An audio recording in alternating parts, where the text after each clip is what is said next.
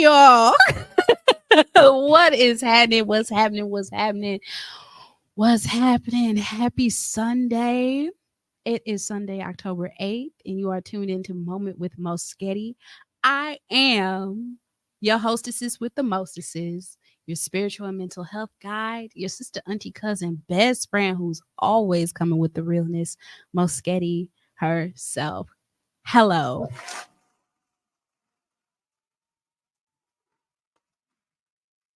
And welcome to the show. So today's show topic is going to be about parenting, about my experience with parenting and some of the lessons that I've learned along the way.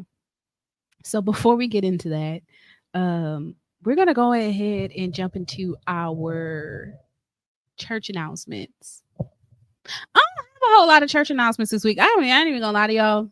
I ain't even gonna lie to y'all. I'm gonna keep it 100. I'm very tired, and I got a lot going on today, and I had a lot going on yesterday. So we gon' you know what? Let me stop acting like it's gonna be short because every time I come in here and say I'm tired or I don't feel well or whatever is going on, and it's going to be a short lesson, it always ends up being a whole freaking hour long about whatever it is I want to drone on about. So it's gonna be as long as it's gonna be, and it's gonna do whatever it needs to do. But yeah. So just to get into the church announcements, I just want to first and foremost, I ended up performing at Muse 33 for Poetry After Dark. My date got moved from Friday to Saturday, which means I was there last night and I enjoyed myself very much. So I would just like to give a round of applause and some appreciation towards Keith King and Muse 33 and all of the fantastic poets who were on program with me and just the audience and the love and the support and the energy that they gave. It was a very different experience for me, something very different than I've done in the past. I've written things that are like cute and romantic, but I haven't kind of stepped into that energy and that atmosphere before as a performer. So it was a very it was a good time. I enjoyed myself and I'll probably do it some more. So we'll see about that. So I'll let y'all know as we go along the way. Um Other church announcements, what we got coming up in the brotherhood. I've announced it before and I'll announce it again. Coming from the desk of the Central Church of Christ, we have the Midwest Lectureship coming on. It'll be taking place in Brookfield Sheridan out in Brookfield, Wisconsin, starting October 18th. So that will be next week, Wednesday. We are at the start of a new week. So next week, Wednesday, going through the weekend with our banquet honoring Dr. Stephen N. Thompson, my minister, that Friday night. And then at the Central Church of Christ on Saturday, the 21st, we'll be having a musical.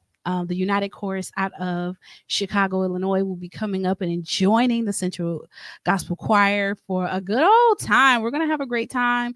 We're going to have Steve Thompson and some of the folks from Sheldon Heights come on up. So it's going to be a Milwaukee-Chicago collaboration. So if you've enjoyed yourself at any of our programs, either in Milwaukee or Chicago, Chicago, y'all are our cousins on the block. So get in your choir. Come on up, get your gas while you up in Milwaukee because it's a little cheaper. And we will see y'all on Saturday the 21st. Now that event is a free event at Central. If you can't make it to the lectureship because of funds, if you can't make it to the banquet because of funds, you can still have the opportunity to help us celebrate our minister on the 21st at the Central Church of Christ, 1830 West Monroe. I believe 5 p.m. is the time for that program. It's a free event. Just come have a good time. If you want to bring something for a love offering, of course, that is always accepted. But, it's a musical. So we're going to have a good time. And then Sunday, we're going to have our regularly scheduled our regular ministers appreciation service at the church. So we're going to have guest ministers at the Central Church of Christ for morning worship. I believe Brother Atwater is coming from Waukegan, Illinois. I believe Chauncey Thompson, who grew up at Central, will be in town. He's currently in Decatur, Illinois. So again, some more Milwaukee, Illinois collaboration going on. So it'll be a good time. Of course, morning worship is free. We're going to have a fellowship meal afterwards, and just kind of really commemorate another year of service to our dear minister, Dr. Stephen N. Thompson. So I'm excited about that. If you ever participated in Central's anniversary programs, you know it's a good time. It's one of the highlights of our years. It's one of the things that I've always looked forward to. Not just well, yes, obviously to appreciate our minister, but for all of the love and the support and the people who have been a part of Central in the past, how they come through sometimes to show their appreciation for the time that was spent. So I'm gonna have pop into the comments. Hey ma Sketty. She said she got caught up on Facebook. I started a couple of minutes late, so don't even worry about it. Don't even worry about it. You didn't miss anything other than the church announcements. As you can see, I'm still kind of rambling into the things that I've announced before. So ain't nothing new in the church announcements this week, other than I just excited about just all of the things that I've gotten a chance to do and all of the things that we're returning to that are coming up. I do have a new church announcement for you guys. Mark your calendars. Mark. I wish I could zoom. I need to zoom. Mark your calendars for oh shoot. December. Oh, I forgot the date and I don't have my phone. It's on my page anyways. AM PM is going to have a concert at the end of December. I believe it's December 29th, but don't quote me on that. The flyer somewhere. But anyways, get ready. Mark your calendars. Praise Motivated is having a concert. You want to be in the building? Look, we got new music. Look.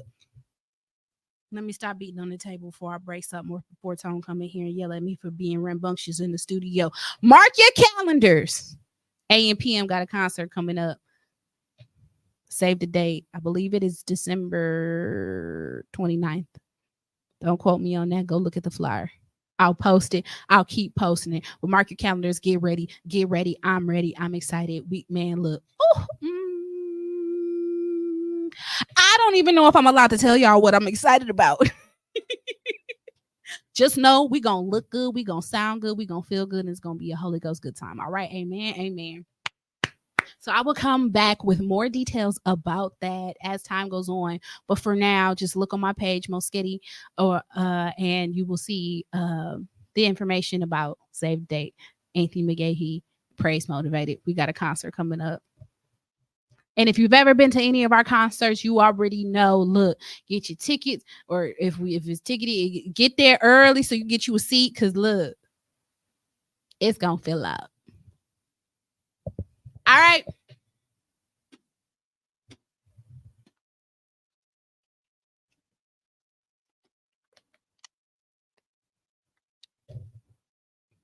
So let's get into the subject for the week. Today's title is, oh, you can actually see that a little bit. My little show note cards, they supposed to look exactly like that, but you can't really see it that good. Oh, you can a little bit. Dick, if I go like that, you can see it. Oh, you can see it real good if I go like that. Hey. Not like that. You can see it real good if I go like that. Anywho, let me get into the show for real. So today's title is called Mommy Lessons. Yes, Mommy Lessons. So today, October 8th, is my son's birthday. Oh, my baby boy is not a baby anymore. Today, October 8th, 2023, my kiddo, Mr. Jeremy, turns 19 years old. Yes, 19. This mug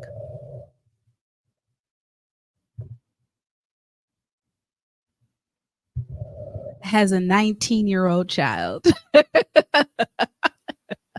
So I almost canceled today to go spend some time with him, but you know, we be spending time, and we're gonna spend the whole day together tomorrow, because he's off of school and I'm off of work. So I'm here in the studio because, you know, I'm committed to y'all. I like to get lessons and stuff like that, and he already got me cooking him some food later on. So it is what it is. We're gonna spend some time tonight, and we're gonna spend some time tomorrow, and we've been in church together all day.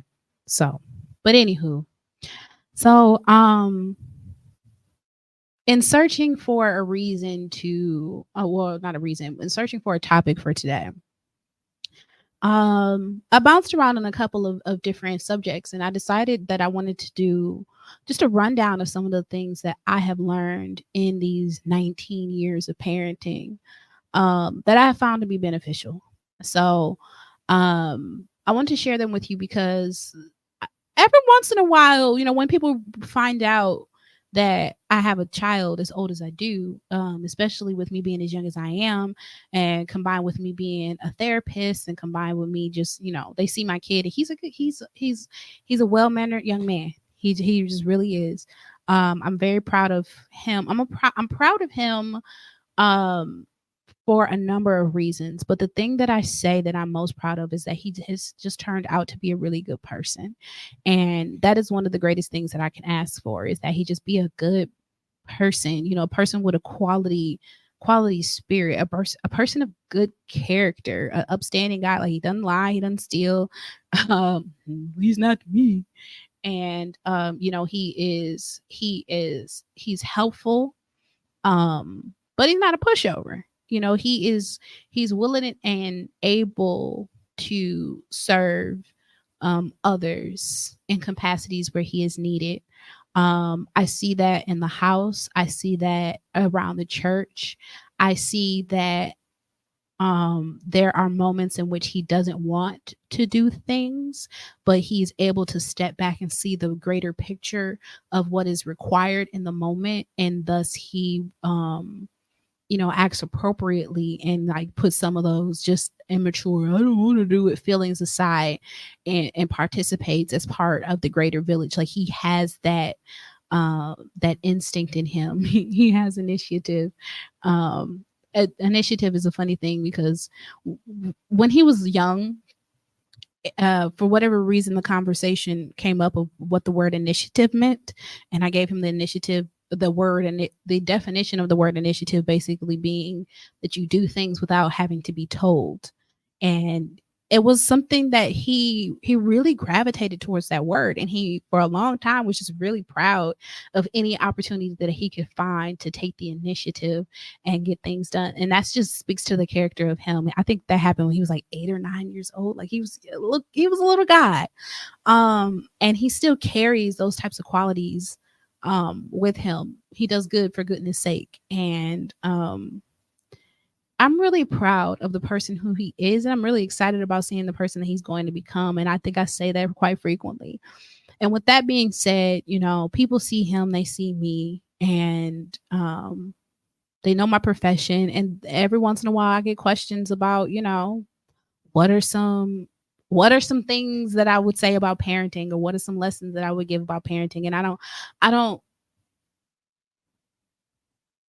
know. I don't advertise myself as any sort of parenting expert. I just know what my life experiences have been. I know that I do have some expertise in human behavior and human interaction, so I'm not going to count myself short in that regard. And so when I roll those things together, these are some of the things that come to mind when I consider the lessons that I've had to learn over the years in my parenting. And these weren't always things that were in place in the beginning. Some of these things are still is stuff that has had to develop. Some of this is stuff that I'm still kind of working on. Um, but I have 5 different mommy lessons, parenting lessons. I call it mommy lessons because I'm a mom. Well, five points that I want to share with you guys today, about of things that I have learned along my parenting journey. So, let's get into it.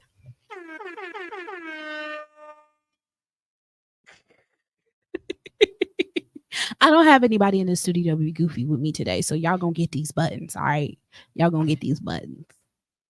Hi, mom.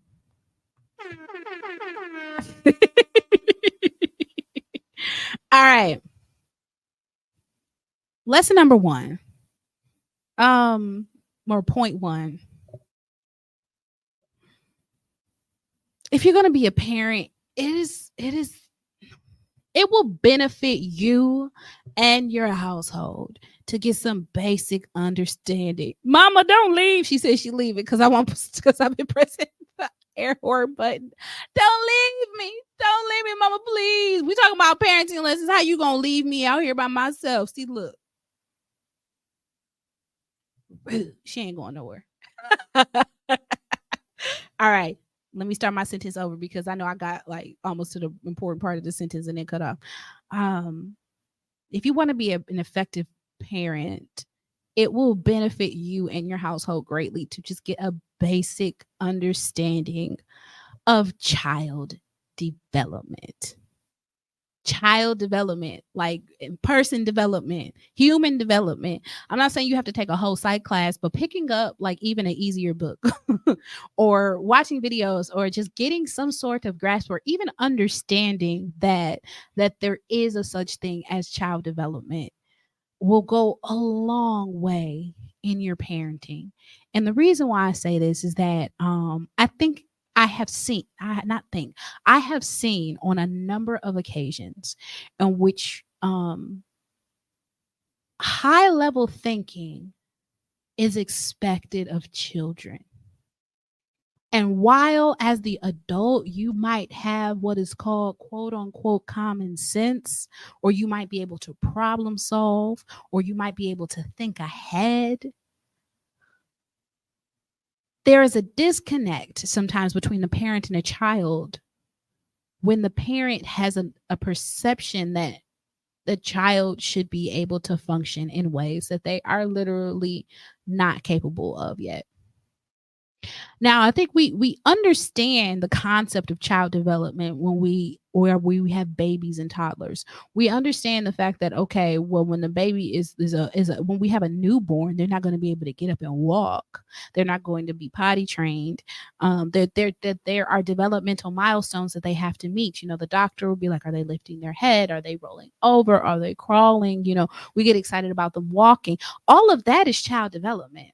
All of that is child development, and when they are in that phase, there is a greater understanding that one thing has to come after the other, and that there's just some things that they are simply not capable of because they haven't learned those things yet in life.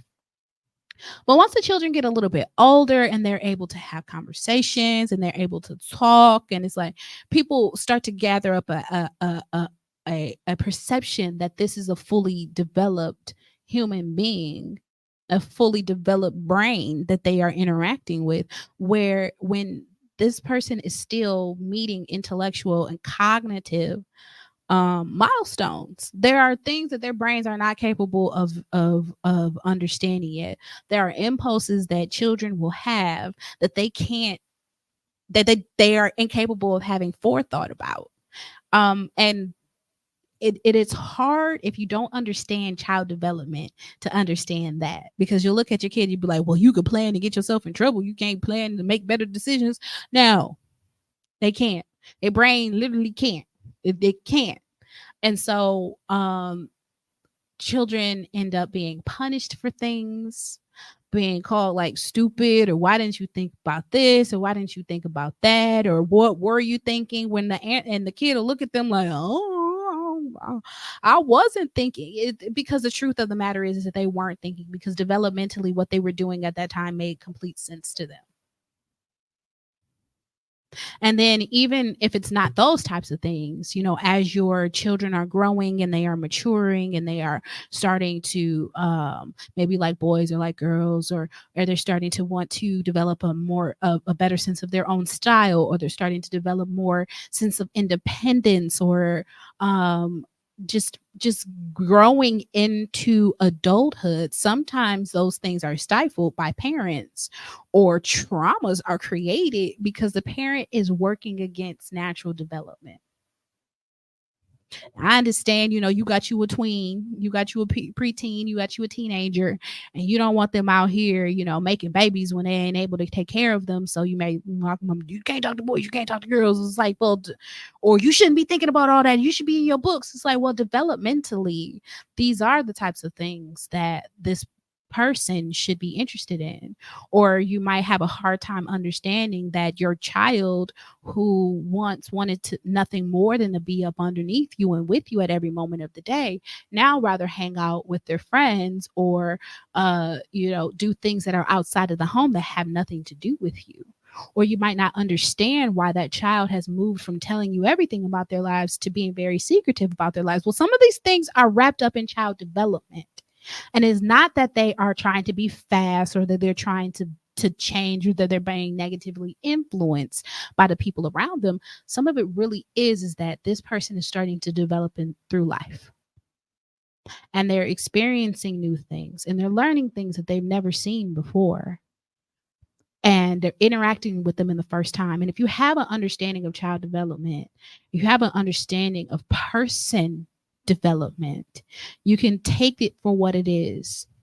My child is now exploring the world in a different way, and I might not like it, but look at yourself in the way that you grew up, in the way that you developed, in the way that you had to discover the world, and understand that things just change for you and they shift for you as you become a fully actualized person.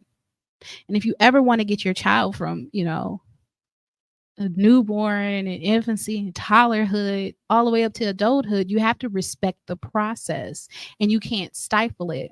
By having an understanding of child development, having an understanding of personal development, you can guide them through it instead of shaming them through it. You can encourage them through it instead of discouraging them through it. You can offer insight and collaboration as they make their way through, instead of creating an atmosphere of shame or an atmosphere of mistrust, where they have to go through these developmental milestones by themselves without the guidance of somebody who has wisdom.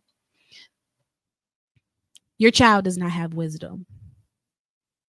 I don't care how smart your kid is. It's cool that they're smart. They might be ahead of their class, might be the smartest person, straight A's.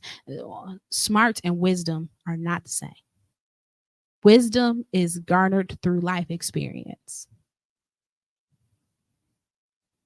You can bestow wisdom upon your children by keeping an open line of communication with them, in which you can tell them about things. And as they interact with them, they have the knowledge to apply as they're growing in that wisdom.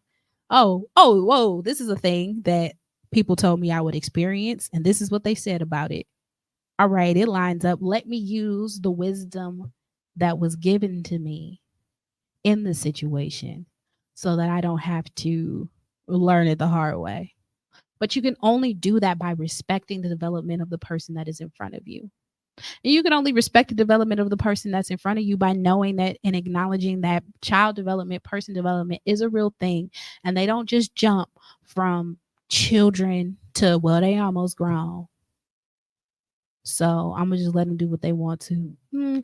Even your adult children are still developing through life, and could use wisdom and guidance and grace in the areas in which they do things that are not smart, because sometimes you just gotta learn by the fire. Let me go to the comments. Hey, Shani, thank you for dropping in. That's one of my soprano sisters from AMPM. Mom said, I tried to educate y'all about the things that couldn't happen. You can't get all the info from your peers because they don't know either. Yeah, that was one of the things that I told my son specifically when he was coming up. I was like, if you have questions about things, you are not allowed to ask your friends, and you are not allowed to consult the internet. Please come to me, because if you don't know the answer to something, what makes you think that your friend would know any more than you do when y'all are at the same level? And on top of that, I said, you don't always just run to the internet, because there is false information on the internet. There's a lot of contradictory information on the internet, and you may need somebody with a more critical eye to help you decipher. If we do got to go to the internet for the answer, you might need somebody with a more critical eye to help you decipher what is proper information and what is not, or even how to synthesize things that seem to be contradictory, how to pull it together if it don't seem to make sense. So that was one of the rules in my household. You got questions? Don't go to your friends. Don't go to the internet. Come to me. If we have to go to the internet, we can go to the internet together. And that has put me in some precarious situations with the questions that my son has asked me, but also has yielded opportunities for us to have some really great conversations and some really open conversations. With me understanding that some of the questions that he had for me were coming from where he was developmentally. And to not take offense to the fact that he had been exposed to a question or a concept either before I thought he should or not.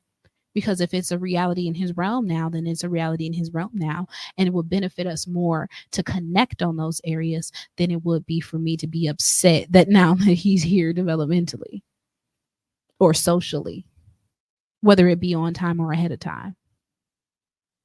So get you some understanding about the basics of child development, about person development. It will make your parenting so much smoother. All right. For those who are dropping in, moment with Most Sketty today, we are talking about mommy lessons. I'm celebrating the fact that I have a 19-year-old and a couple of things that I have learned about parenthood along the way. So let me take a drink of water and I'll get y'all on a point too.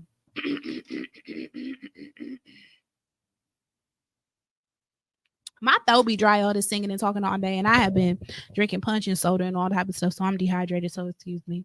And okay, so another thing that mommy lesson number 2, and I had to be real about myself with this one. Your problems are not your child's problems. Your bad day is not your child's bad day. Your problems are not your problems are not your child's problems. Your bad day is not your child's bad day. It is absolutely unfair to the household for you to create an atmosphere of tension because you have an issue. It is unfair to all of the people that you live with for you to create a negative aura just because you had a bad day. It is unfair to come in the house being a tyrant, being a menace to your entire family, to your children particularly, because your workday was long and hard. Your problems are not your child's problems. Your bad day is not your child's bad day. Now, this is something I had to check myself in about when my kid was young, because I noticed the pattern, because it was just the two of us in the house. So you catch whatever is the runoff of my day. But I noticed that when I had a rough day at work, it was long, I was tired, or whatever the situation was that was going on with me, when I was stressed out, when I was not happy and centered, I had a lower tolerance for things that I had a lower tolerance for everything. And sometimes I would come in and immediately start yelling about things that, though they might not have been ideal, any other day I wouldn't yell at it or yell about it. For instance, I'd come in the door and be like, "Why your backpack by the door? Why your shoes by the door? Why you take this stuff to your room?" Like, just aggressive behind shoes and backpacks by the front door. Well, first of all, he kicked his shoes off by the door because it'd be dirt outside or snow outside, or you don't want to walk all through the house with his shoes on. Fair. Drop his backpack by the door because he's got bad habits. I'm not saying that this is the order of things that I desire in the house, but my bad day is not his bad day. My problems are not his problems. And so to come into the house and change the entire atmosphere because you had a bad day is absolutely unfair to the people that you live with. It's unfair to your children. And honestly, it creates a traumatic situation. It can create a traumatic atmosphere in your household because especially if your child gets home before you, there's an unpredictability of who they're going to meet when you walk through the door. And that does not create for a stable household. That does not yield kids to get up and run and give you a hug when you come home. Like, If they don't know if they're gonna meet Dr. Jekyll and Mr. Hyde when you get off of work based on who pissed you off at 2:30,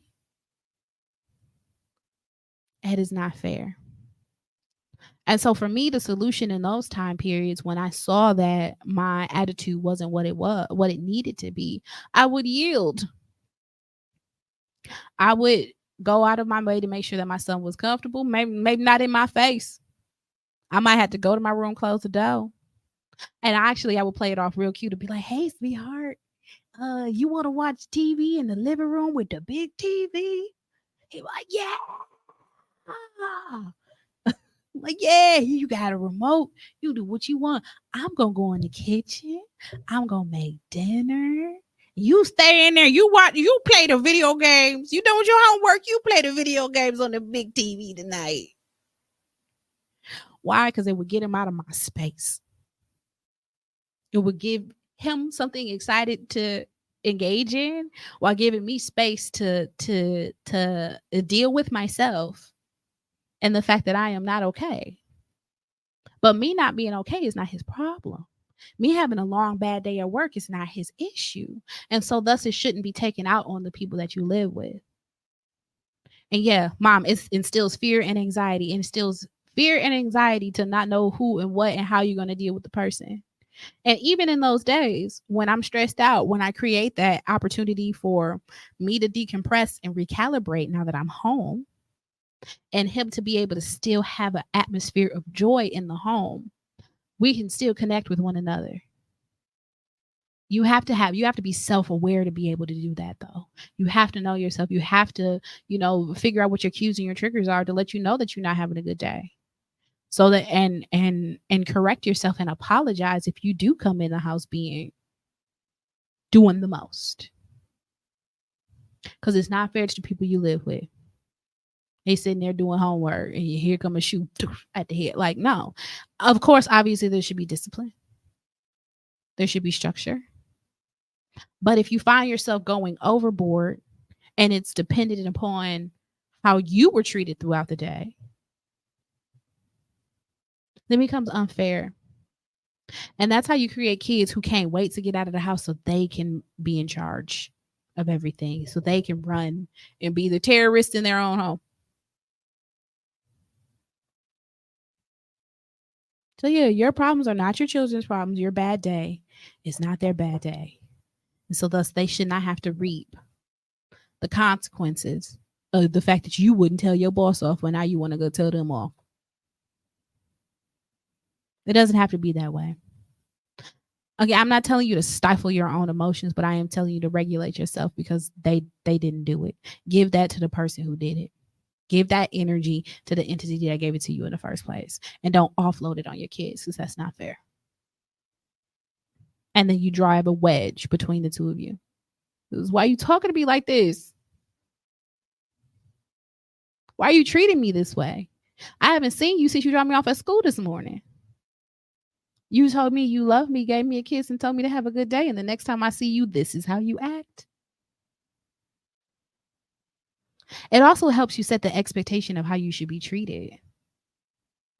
If you don't want your children's spouse, a partner, boyfriend, girlfriend, roommate, or anybody else in their life to treat them like that, then you don't set up a system. You don't set up the expectation that it's okay for them to be treated like that. Because that's how they learn. Kids learn through experience. And if you set up the expectation that it's okay for somebody to have a bad day and come and take it out on you, guess what they'll expect from the people in their world? How could they expect anything else? This is how the person who loved me the most treated me. And you also set up the expectation for them to act the same way. If I have a bad day, I can come home and just offload it on everybody in the house. I mean, if y'all cool with that, do what you want, but not I. Kind of going into a little connected to the last one. Be careful of self-sacrifice. You are leading by example. Be careful of self-sacrifice. You are leading by example. It is very easy to fall into, I'll sacrifice, I'll do any and everything for my kids, and my kids, I get them my last breath. It's beautiful. It's beautiful to love your kids to the end of you. It is not beautiful to completely lose yourself for the sake of these other people. Part of the reason is that you are setting up the expectation that it is okay to be 100% self sacrificial. And if you do not want for your children to do that for the sake of other people, lose themselves, give up themselves, then you shouldn't do it either. Now, I understand there are different times and spaces of life in which you're going to have to give up more of yourself for your kids than other times. You got a newborn, yeah, you giving up all of you. You giving up all of you for this kid. You giving up all your sleep. You giving up everything because the need is great. But even in those circumstances, if you have a village around you that is able to help you, is able to assist you, even in those early days with that child, so that you are able to maintain sleep, so that you are able to eat, so that you are able to bathe, so you can able to keep yourself sane, you will show that child that regardless of what my responsibilities are, there's a certain level of self-care that is essential in order for me to continue to be a human being.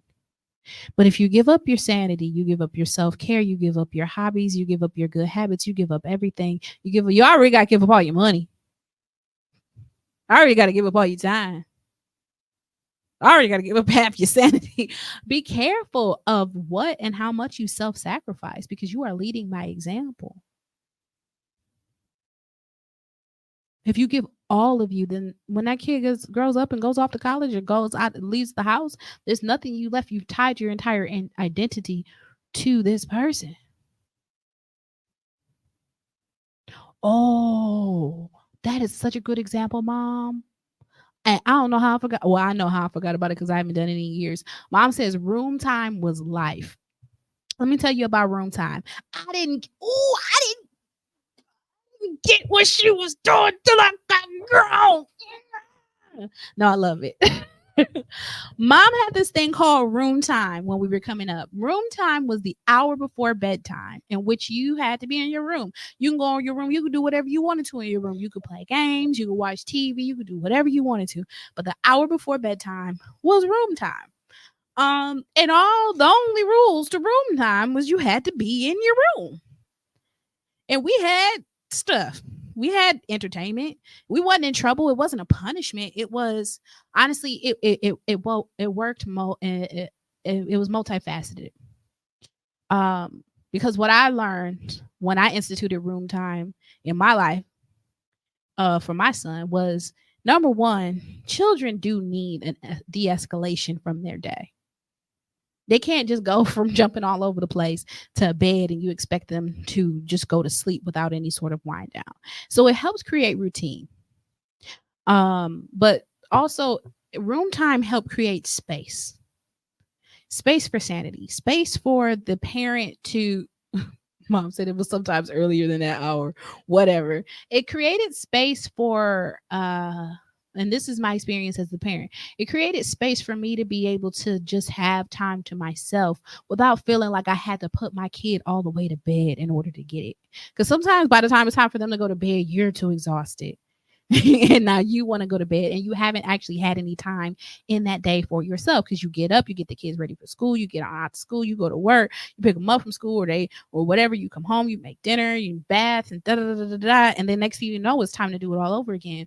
Well, room time automatically instilled an opportunity for decompression, an opportunity to, maybe the adults wanted to watch something on TV that the kids ain't got no business watching. But it's 7 o'clock, so you're not gonna have. So it's not fair to put your 9-year-old to bed at 7 o'clock. But room time created an opportunity for decompression throughout the day, but it also created space in the world for the adult to just be an adult, for me to be me, for me to stare at the wall if I want to. It created an opportunity for you not to lose yourself, but also not feel like You are pushing your kids off or punishing them or relegating them just to a corner of the house. It allowed for recalibration. It allowed for space. It also allowed for the child to be able to, have some freedom. Look, just learn how to entertain yourself. Learn how to enjoy your own company. Maybe that's why I enjoy my own company, because room time was cool to me. I was like, so I just got to go in my room. I can watch TV. You just said we frequently fell asleep early too. Hey, it is what it is. So in my house, it would be like it would be like bath time, then room time, and then we would do a bedtime story and then go to bed. Or like on the weekends, maybe if I would let my son stay up late, room time would be like, it would evolve into TV time, but you had to like be in the bed while you watch TV or whatever it was that you wanted to watch. But you could stay up and watch whatever you want to, but you just ain't gonna be bouncing all over the place because it's time to wind down. But that was just the little spaces in which we created opportunities for ourselves to still be ourselves without having to like parent every moment of the day, but knowing that our child was in a safe space, knowing that our child wasn't just running through the house, knowing that they wasn't finna come and bother us every 3 seconds. It's room time. Room time wasn't a punishment. It was a privilege. Yeah, I got stuff. I could just be in here and I could just be me. It allowed everybody the opportunity to just be themselves. Because it was playtime. All it was designated playtime. We'd come out the room if we needed something. We usually got what we needed, because before it was usually like, it was less than a pull to leave your room than when it's punishment time. Because when you're on punishment, you try to get out your room by any means necessary. But room time, wasn't nobody trying to get out of room time. You just chilling. So yes, be careful of self-sacrifice. You are leading by example. Create spaces in your day, in your week, in your time. If you are in a relationship with somebody, make sure y'all still having date nights. Make sure that you allow your partner or yourself to go out. Like, people judge parents who be like, you a mom and you want to go clubbing. Yes, I want to dance. A year and a half ago, when I wasn't nobody's mama, I was going out dancing. And I want to do it now. I liked it. I want to get cute. Or I want to go watch an R-rated movie. I want to do something that kids are not allowed to. I want to go to walk. I want to stare at the sky. Like, whatever it is, be mindful that you are not sacrificing the entirety of yourself for the sake of your children. Keep a piece of you. Pour into them as much as they need, but keep a piece of you, because it will allow you to continue your stamina along the way of being able to pour. All right. Next lesson. What's up, Tom?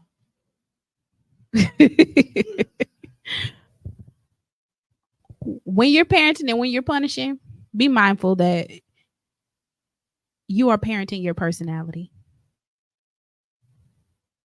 You are parenting your person. You probably parenting the other parent's personality as well, but you're parenting your personality. And I say keep this in mind, because sometimes we just want to repeat the things that were done to us. And sometimes those things are good. Like, mom and I just got done talking about room time. Room time was great to me. And so I implemented it and it worked out fine as a parenting tactic, from both being the child in that situation and being the parent in that situation. My mama said you rude. She said you just busted in from the backdrop. How rude. I heard him come in though before he came through, so it's all right. We reorganized the room, so it's, we still working out the kinks. Well, he reorganized the room, and we still working out the kinks, but it's cool. But yes, be mindful that you're parenting your personality. So some of the things that worked well might still work well. But a lot of the times people just replicate things that were done in their childhood because it was done to them. Well, this is how my parents raised me and I'm all right. Are you all right? Because you said that rather aggressively. And are you all right? Because you're defending something that is absurd rather aggressively. When I say that you're parenting your personality, sometimes it takes a moment for you to reflect upon what happened in that moment and what you may have needed in those types of moments. And when you see your child exhibiting parts of your own personality, it'll be beneficial for you to reflect upon what did you need in that moment, what would have been beneficial versus what was done. If you know some stuff that was beneficial, if you experience positive parenting in the moments, let's say you wanted to be heard and your parents listened to you and that was effective for you, that's beautiful to replicate. You're parenting your personality. But let's say that there were times where all you wanted to do was defend yourself. All you wanted to do was speak up on something. You felt like you were constantly shut down. Well, replicating that to your child is going to give them the same feeling that you felt when you see them being you. And so perhaps we break the mold, we change, and offer them something that wasn't offered to us. When you see yourself in your children, remember who you were and how you were and give that to them. That is one of the most beautiful expressions of healing your inner child that you can do, is heal the actual child that you are attending to so they don't get broken in the first place. Your inner child can be healed by giving your actual child what your inner child always needed.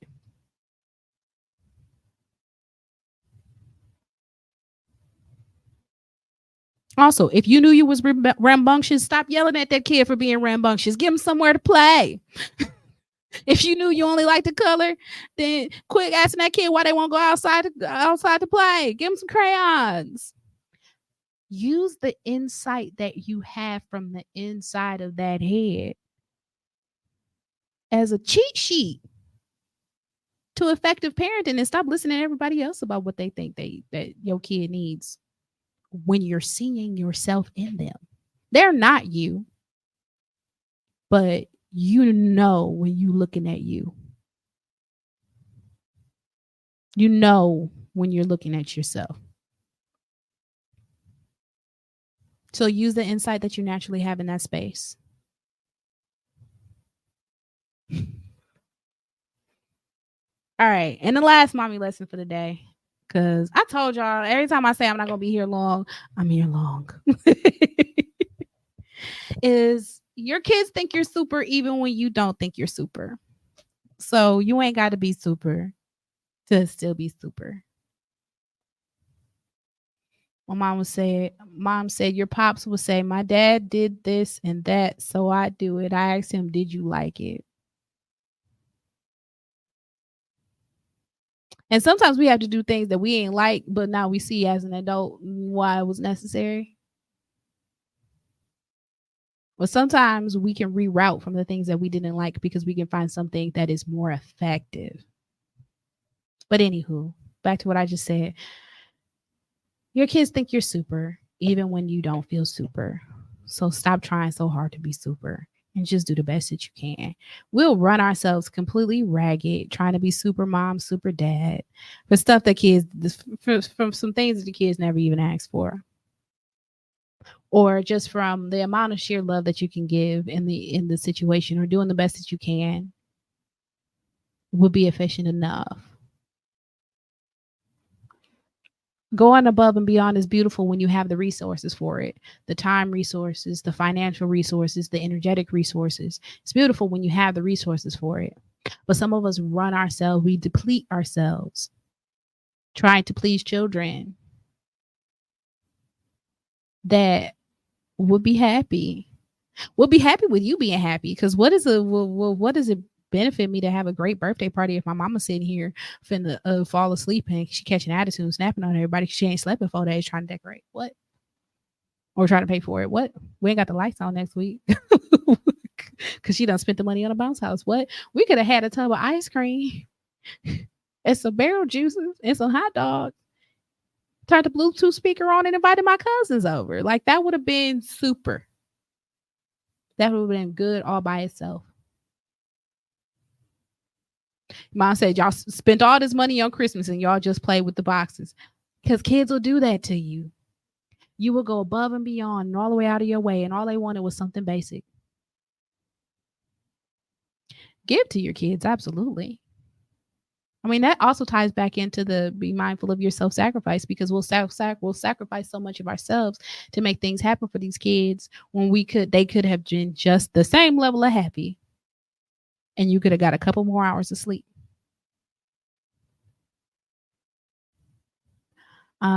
Kids recognize your efforts.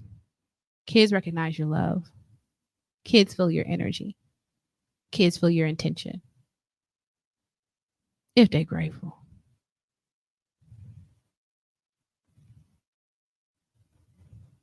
But running yourself ragged too often without instilling also gratitude in your children, but we can breed entitlement and unhealthy expectations. Again, we don't want to teach our children that anybody can treat them any kind of way, but we also don't want to raise them to think that everybody in the world should drop everything for them at every moment and create entitled people. We want balanced children who expect goodness, children who expect fair treatment, but not those who expect it at the expense of people killing themselves in order to fulfill their needs. That's not fair to the world.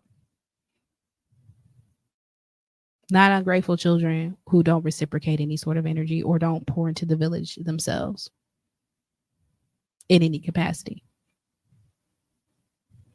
We want balanced children who know what love is, coming and going, who appreciate, who see the efforts, but also know limitations. Because we are human beings, we are limited. Every once in a while, you got to go sleep. Every once in a while, you got to take a break. And that's okay. Because your kids see you, they feel the love. They'll get what they need. And sometimes it's your ego, anyways, that is making you go that level of above and beyond.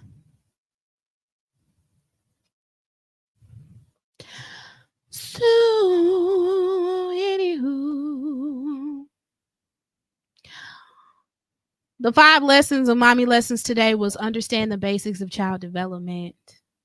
Know that your problems are not your kids' problems. Your bad day is not their bad day. 3 was be careful with self-sacrifice. You are leading by example. 4 was parent your personality.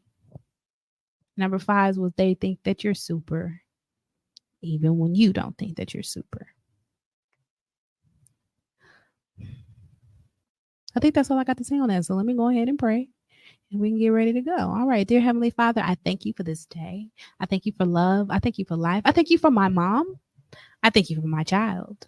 I thank you for all of the lives that I'm able to touch, that we're able to touch, for the good, the bads, the ups, the downs, the uglies, and the beautiful lessons that have come out of it all.